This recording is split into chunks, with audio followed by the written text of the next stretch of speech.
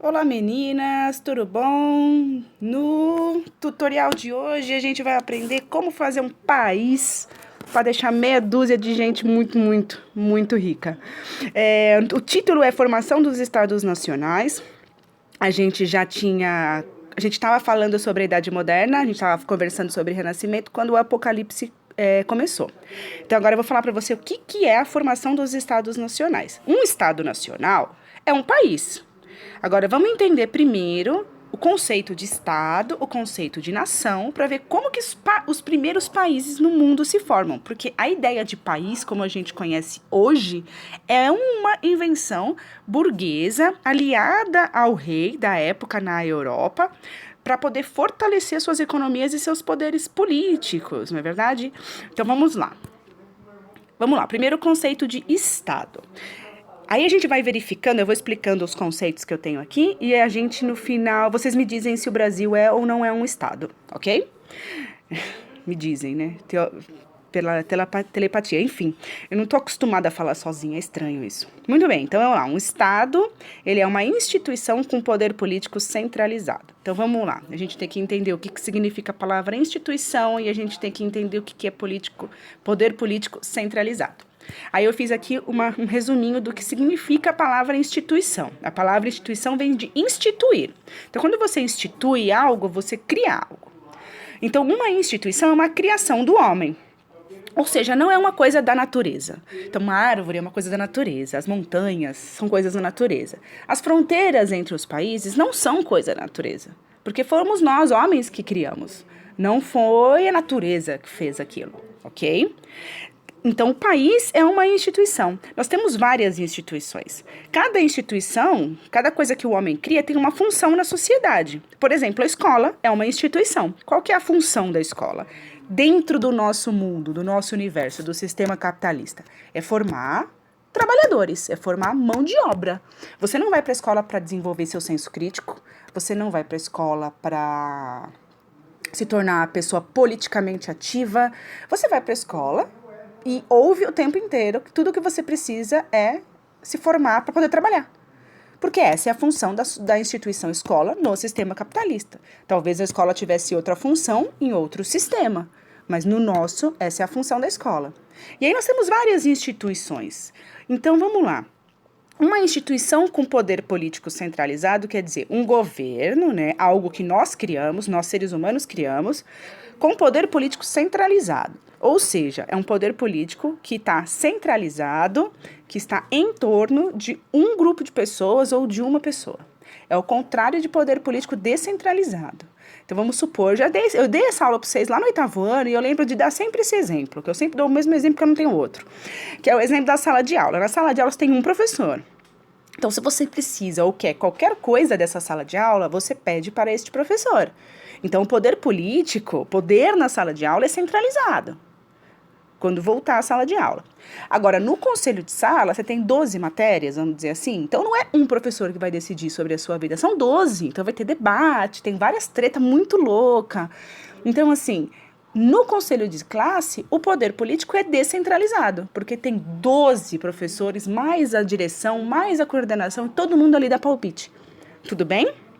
Então, aqui a gente vai ver a formação de um Estado criado pelo homem que tem uma figura no poder. O Brasil tem um poder político centralizado, não é centralizado num idiota só, é centralizado em vários, mas é assim que funciona o nosso sistema. Existência de leis obedecidas pela comunidade. Então, né? Leis existem, sim, se elas são obedecidas ou não, é outra história. Domínio de um território em que relações de poder são estabelecidas, ou seja, o Brasil ela tem um território, tem as suas fronteiras, dentro dessas fronteiras manda um governo e dentro dessas fronteiras existe um conjunto de leis que todo mundo teoricamente tem que obedecer. E também tem um exército. E esse exército, teoricamente, também tem que ser responsável pela segurança interna e externa desse território.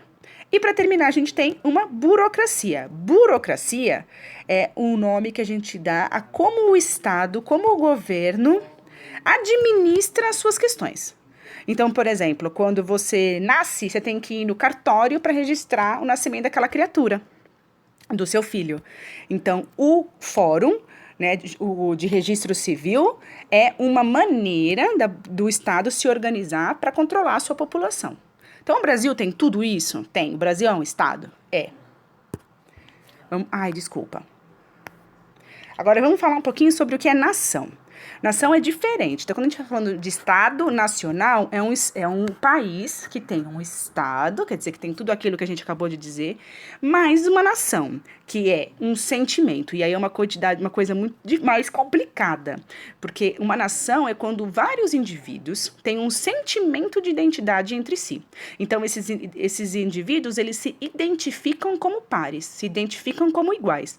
Então, nós temos as mesmas tradições culturais? Temos, a gente tem festa junina, a gente tem carnaval, a gente gosta de futebol, beleza. Nós temos os mesmos códigos linguísticos, quer dizer, falamos e escrevemos a mesma língua? Sim, falamos e escrevemos a mesma língua. Temos características étnicas parecidas? Temos, né? O Brasil é um país que foi colonizado por europeus, que escravizaram negros aqui e dizimaram indígenas, e isso traz traços para a nossa etnia, traços para os nossos corpos que nós compartilhamos. Tudo bem, só que lembra que nação também é um sentimento. Então, o Brasil é um Estado e uma nação.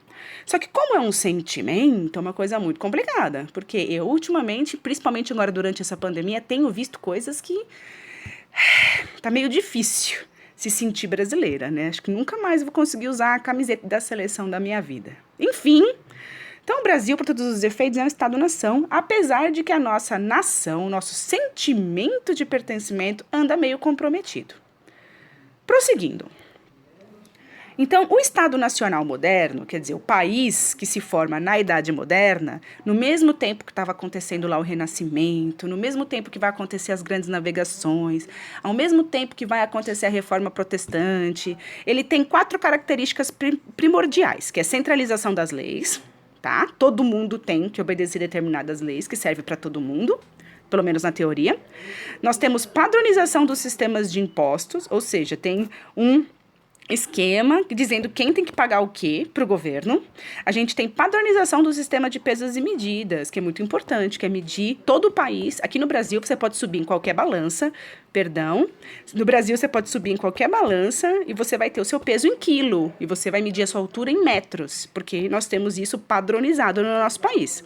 E a formação de um exército nacional, que são pessoas que vão ser, pela primeira vez na história, assim, pessoas que vão ser exclusivamente pagas e treinadas para estar lá no exército, para tomar conta daquele território que está se formando. Então vamos falar um pouquinho dos primeiros 4 países que se formam lá na Europa. O primeiro, o mais antigo, é Portugal, né? Eu estava assistindo outro dia uma aula nesse aplicativo que vocês têm aí do governo, e o tiozinho estava falando sobre isso. Então talvez quem, né, se lembra ou quem viu, talvez lembre disso. Portugal é esse paizinho que está aqui em verde, tá vendo, ó? Então, como que Portugal se forma? Ele se forma no século XIV, ó, 1383 a 1385, quando ele se forma. Vou mostrar aqui o mapinha. Tá vendo isso aqui, ó, que tá em verde e amarelo? Isso aqui eu tô fazendo um círculo com o dedo em cima, como se vocês estivessem vendo, é incrível. Tá em verde e amarelo aqui, isso daqui chama Península Ibérica. É península porque é um acidente geográfico, cercado de água por todos os lados, menos um lado que é pelo qual a Terra se liga ao continente. Nessa Península Ibérica, nós temos hoje 2 países, que é Portugal e Espanha. Então, você vai ter aqui em 1031, você não tem formação de um país ainda, você tem uma porrada de reino, tá vendo? Essa parte que está em verde é porque os muçulmanos que vieram lá da região do Oriente Médio invadiram, através do norte da África, a Península Ibérica.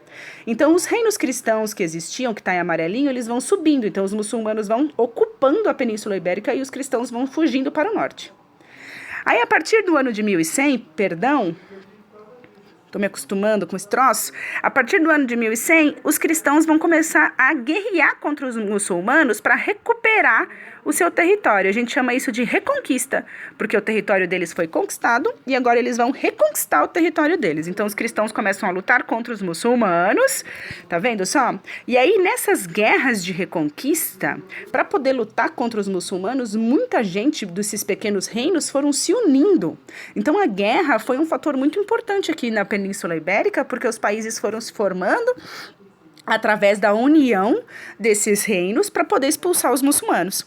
Aí você vê no terceiro mapa aqui no ano de 1200, como o território muçulmano que está em verdinho já diminuiu bastante e o território em amarelo, que é o território cristão, já aumentou. Ó, Portugal aqui já se formando.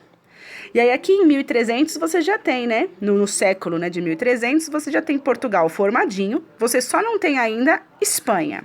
Né? Aqui embaixo, Granada é o único território que se mantém muçulmano por um tempo. E até hoje, se você tiver a oportunidade de viajar um dia, se tiver a oportunidade de sair de casa de novo, e você for a Granada, você vai ver que é uma região da Espanha que tem uma arquitetura, assim, e uma descendência muçulmana muito forte. Bom, aí vai sobrar aqui 2 reinos principais, que é Castela e Aragão. É que está escrito em espanhol esse mapa. E aí nós vamos falar um pouquinho agora da formação da Espanha, porque depois da Guerra de Reconquista, vários povos aqui, vários reinos se uniram. Aí vem a Espanha, olha só que gracinha a Espanha. Como é que a Espanha se formou? Porque nós tínhamos os 2 reinos principais. A rainha de Castela, Isabel, se casa com o Fernando de Aragão. E aí eles vão unir os reinos para formar a Espanha. Olha que gracinha. Então, um casamento que une reinos. Esses mesmos 2 caras aqui, né, a Isabel e o Fernando, são os malucos que vão acreditar no Cristóvão Colombo lá, falar, mano, vamos dar uma grana pra esse maluco aí, uns barcos, pra ele poder ver se ele dá a volta no mundo lá, pra chegar na rota nas especiarias. Então é ao mesmo tempo que tá acontecendo uma porrada de coisa, esses países estão se formando. A Inglaterra tem uma história um pouquinho diferente. A Inglaterra passou por uma guerra com a França, depois passou por uma guerra civil, até conseguir que uma das 2 principais nobrezas do país conseguisse vencer e implementar a formação de um país ali. E esse rei aqui é um rei, o rei Henrique VIII, é o rei que vai fundar uma igreja protestante na Inglaterra. E a França, né, que venceu a Inglaterra na Guerra dos 100 Anos, e aí acabou formando o seu próprio território ao redor do rei Carlos VII e com uma grande aliança aí com a Igreja Católica. Então vamos lá. Então a gente tem aqui o rei e a burguesia. Lembra desses personagens, tá? Rei é rei porque Deus quis. E a burguesia é a galera que ganha dinheiro nessa época fazendo comércio, principalmente comércio, né? Tem uma galera que tem um banco já que empresta uma grana, mas é principalmente comércio. Por que esses caras se unem? Porque o rei e a burguesia, eles não têm um relacionamento amoroso muito afetivo, né? Eles não estão formando países porque eles se amam. Eles estão formando países porque é uma aliança que eles formam, porque é bom para eles. Por quê? Porque a burguesia, ela tem que competir, a burguesia de cada região tem que competir para vender produto, fazer comércio com a burguesia das outras regiões. Então é muito bom se eu tiver uma proteção para o meu comércio. E o rei, por sua vez, ele precisa de impostos, ele precisa de apoio. Então, o rei e a burguesia, nesse momento da história, eles se unem, porque a burguesia vai precisar da proteção do rei e do seu exército para poder cuidar dos seus negócios, e o rei precisa da grana e do apoio da burguesia para poder reinar. Então, isso foi uma aliança que não vai durar para sempre. Vocês lembram que tem a Revolução Francesa e a burguesia vai cortar a cabeça do rei. Então, assim, a partir do momento que o rei não é mais útil para a burguesia, ela precisa superar o rei. Então, vamos lá. A gente está falando da formação do sistema capitalista aqui, né? Porque a burguesia ela está fazendo coisas para favorecer os seus negócios e o seu dinheiro. Então, o objetivo desses caras é acumular riqueza. Riqueza não é infinita, lembrem disso.